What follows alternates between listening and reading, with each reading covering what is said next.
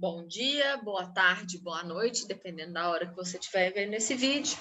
Agora a gente vai dar continuidade àquela primeira aula que a gente teve de Química da Vida, que a gente falou de água e de proteínas.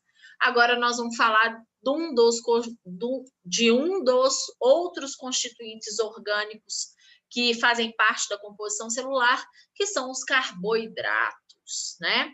Então, os carboidratos também são conhecidos como glicídios ou como açúcares. Pode aparecer das três formas para vocês. E são as moléculas biológicas mais abundantes na natureza. Qual é a constituição básica dos carboidratos? Carbono, hidrogênio e oxigênio. E qual é a principal função desses carboidratos? Fonte de energia para o organismo, consequentemente, fonte de energia para a célula, né? Então, eles são considerados como os maiores grupos de compostos orgânicos encontrados na natureza, né? Junto com as proteínas, são os principais constituintes dos organismos vivos. Então, os carboidratos são os responsáveis por gerar energia, por dar energia para que o ser vivo se mantenha vivo, né? Então, como que eu classifico esses carboidratos? Eles são classificados em diferentes sacarídeos, né? O primeiro deles, chamado de mono 1 sacarídeo, né? Então, a fórmula geral desses carboidratos é CN, H2N, ali tá faltando N, né? Então, se o meu carbono, se eu tenho 2 carbonos na molécula, né? Se eu tenho 1 carbono na molécula, então é CH2O, né? Se eu tenho 2 carbonos, C2H4O.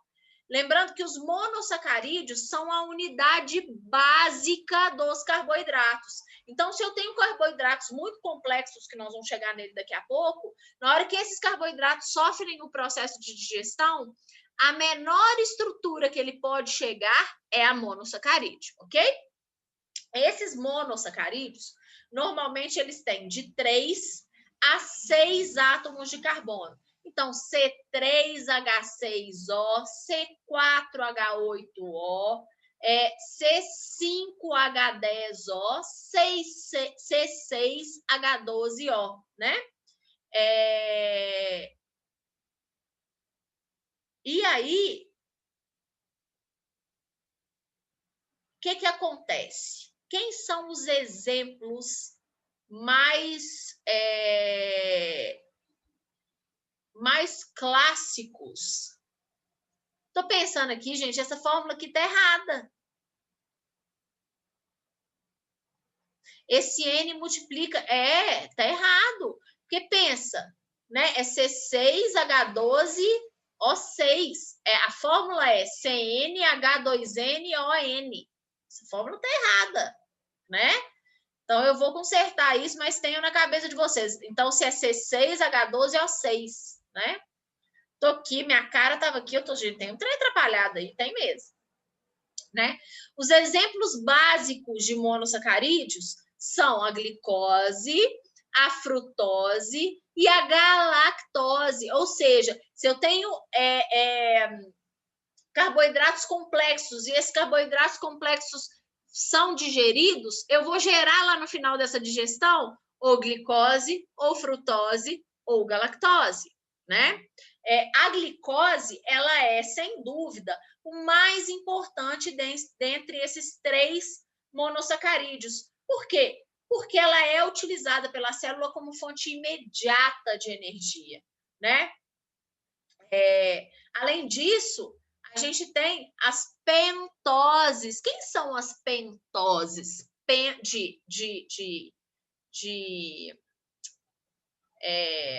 Quando a gente fala em penta, a gente fala em 5. Então, são 5 carbonos. Ose, de açúcar. Então, um açúcar com 5 carbonos. A gente tem a ribose e a desoxirribose, que são açúcares que estão presentes aonde? Nos ácidos nucleicos, DNA e RNA, né? Então, a ribose é um açúcar que ele é fundamental para a síntese do RNA, enquanto a desoxirribose, ela é um açúcar que está diretamente relacionada com a síntese do DNA. Então, olha para vocês verem o que tem de diferença entre a molécula de ribose e de desoxirribose, tá vendo? A de ribose tem um OH aqui ligado ao carbono, enquanto a desoxirribose só tem um H, não tem o O. O resto da molécula é todo semelhante, né? O resto é todo semelhante. Além disso, a gente tem os monossacarídeos de 6 carbonos. Se de 5 são pentoses, de 6 são hexoses, né? Aí é que entra a glicose, a frutose e a galactose. São as hexoses, dentro dos monossacarídeos, mais reconhecidas. A glicose com o papel básico de fornecer energia para a célula, para que a célula possa realizar seus processos metabólicos, né? E, normalmente, essa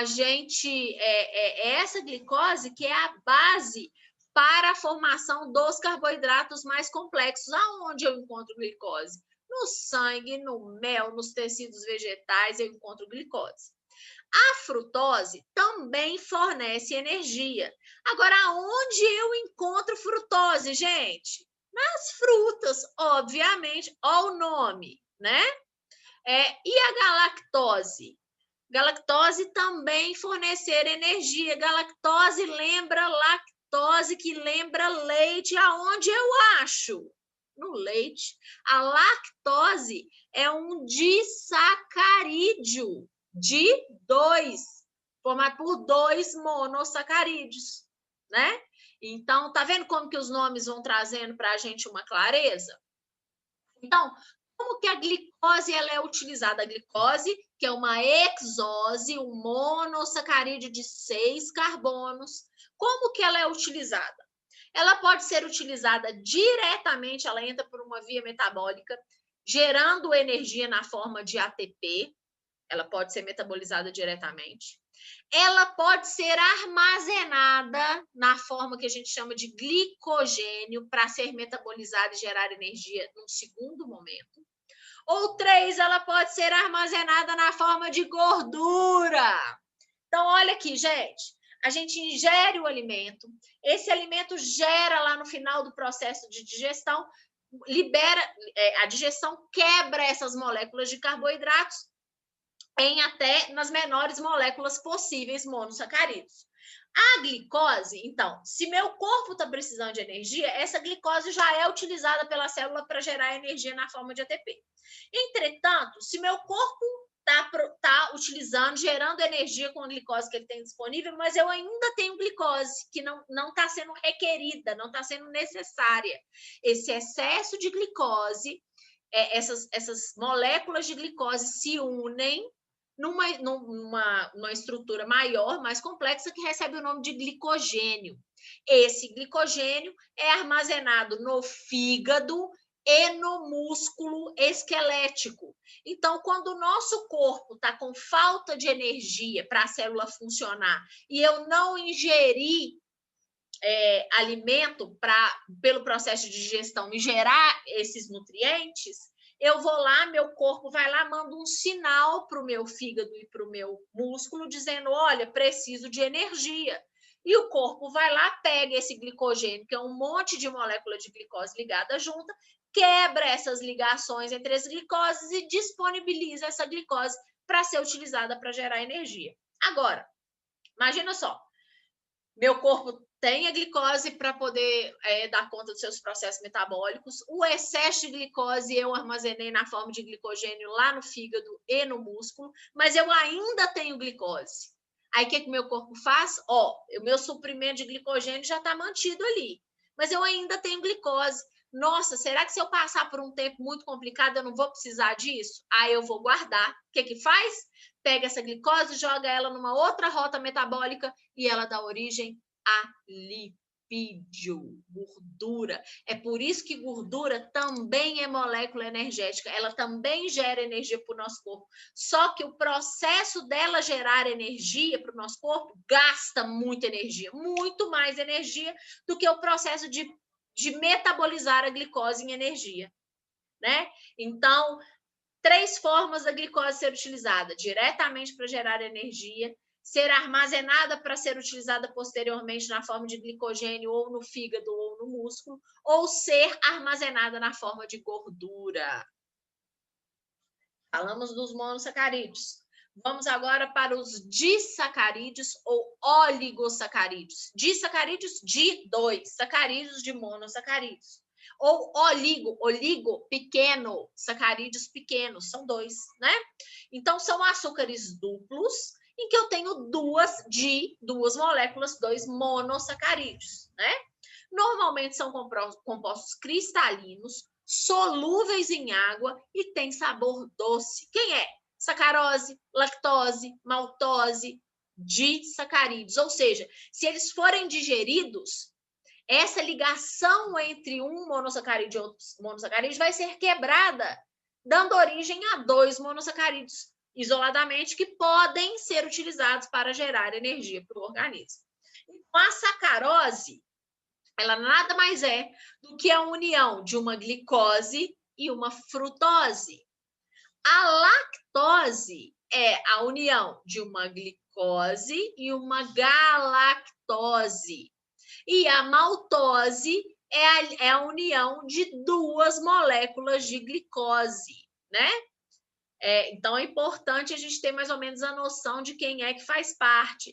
Tá vendo aqui que a gente falou que a glicose era o monossacarídeo mais importante? Mesmo nos disacarídeos, altera-se um dos monossacarídeos, mas um deles necessariamente é sempre a glicose, né? E aí nós temos os polissacarídeos, polivários, muitos monossacarídeos, né? Então, quando eu tenho 3 ou mais moléculas de monossacarídeos ligadas, eu chamo de polissacarídeos.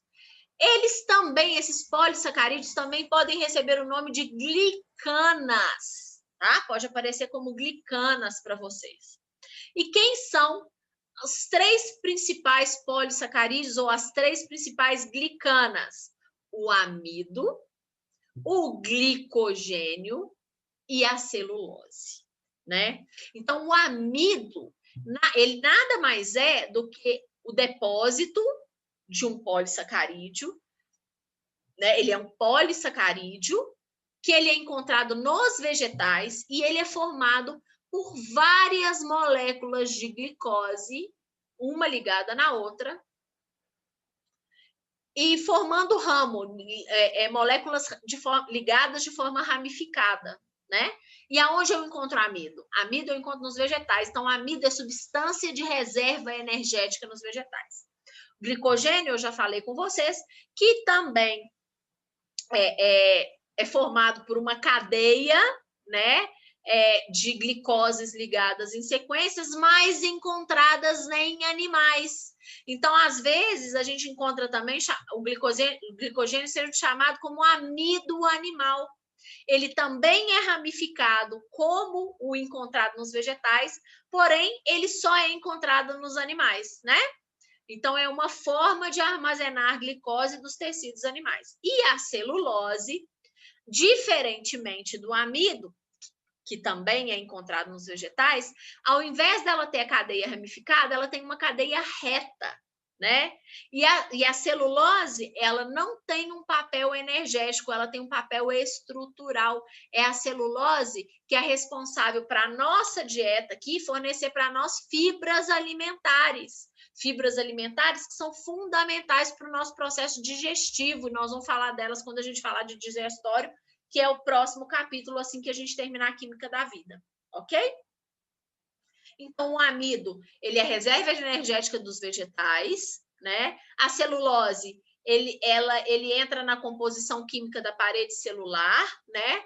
E ele, então, por isso, ele nos fornece, ele funciona para nós como fibra, e o glicogênio, a reserva energética dos animais. Lembrando que amido e glicogênio, ou seja, as duas moléculas de reserva energética, tanto de animal quanto de vegetal, têm cadeia altamente ramificada, ok?